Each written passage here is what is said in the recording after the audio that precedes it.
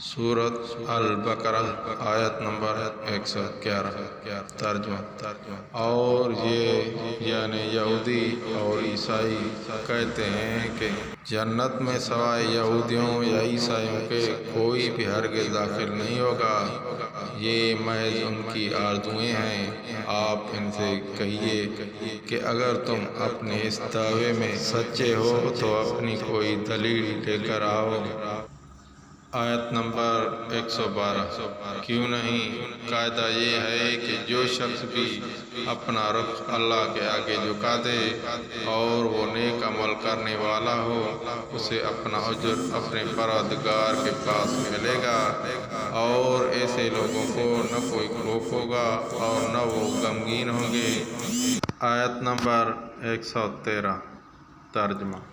और यहूदी कहते हैं कि ईसाइयों के मज़हब की कोई बुनियाद नहीं, और ईसाई कहते हैं कि यहूदियों के मज़हब की कोई बुनियाद नहीं, हालांकि ये सब आसमानी किताब पढ़ते हैं। इसी तरह वो मुशरिकीन जिनके पास कोई आसमानी इल्म ही सिरे से नहीं है, उन्होंने भी इन अहले किताब की जैसी बातें कहने शुरू कर दी हैं। चुनांचे अल्लाह ही क़यामत के दिन इनके दरमियान इन बातों का फैसला करेगा जिनमें ये इख्तिलाफ करते रहे हैं। आयत नंबर 114 तर्जुमा। और उस शख्स से बड़ा आलिम कौन होगा जो अल्लाह की मस्जिदों पर उस बात की बंदिश लगा दे कि इनमें अल्लाह का नाम लिया जाए और उनको वीरान करने की कोशिश करे। ऐसे लोगों को ये यकीन नहीं पहुँचता कि वो इन मस्जिदों में दाखिल हों मगर डरते हुए। ऐसे लोगों के लिए दुनिया में रुसवाई है और उन्हीं को आखिरत में ज़बरदस्त अज़ाब होगा। आयत नंबर 115 तर्जुमा। और मशरिक़ व मग़रिब सब अल्लाह ही की हैं, लिहाजा जिस तरफ भी तुम रुख करोगे वहीं अल्लाह का रुख है। बेशक अल्लाह बहुत वुसअत वाला बड़ा इल्म रखने वाला है। आयत नंबर 116 तर्जुमा। ये लोग कहते हैं कि अल्लाह ने कोई बेटा बनाया हुआ है, हालांकि इसकी ज़ात इस किस्म की चीज़ों से पाक है, बल्कि आसमानों और ज़मीन में जो कुछ है उसी का है, सब के सब उसके फर्माबरदार हैं।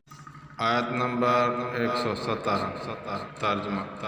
वो आसमानों और ज़मीन का मौजूद है और जब वो किसी बात का फैसला करता है तो उसके बारे में बस इतना कहता है कि हो जा, चुनांचे वो हो जाती है। आयत नंबर 118 तर्जुमा। और जो लोग इल्म नहीं रखते वो कहते हैं कि अल्लाह हमसे बराह रास्त क्यों बात नहीं करता, या हमारे पास कोई निशानी क्यों नहीं आती।